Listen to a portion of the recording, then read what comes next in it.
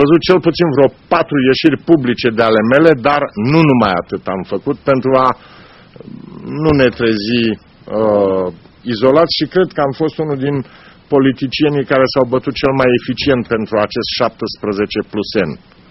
Cine vrea să vină. Presa germană a fost purtătorul de cuvânt al statelor care nu sunt în Uniunea Europeană și care doresc ca această posibilitate de astecare a împrumuturilor să nu aibă loc. Plus contribuția dumneavoastră la Berlin, împreună cu doamna Merkel, ne-a spus că dumneavoastră doriți aderarea la euro. Anumite persoane au fost puțin sceptice, dar altele au înțeles că dumneavoastră sunteți într-adevăr promotorul Uniunii Europene și fără dumneavoastră poate ar fi fost mult mai greu pentru România și sunteți cea mai bună imagine. Acesta în 2011 a fost un mare fond de investiții, a venit la bursă.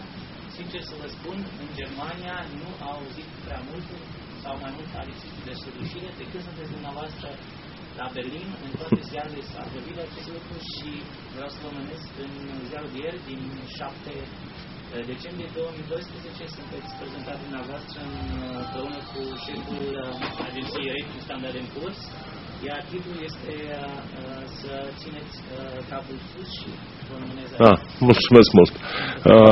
Vă mulțumesc! Și românii să știe ce președinte au, asta e important.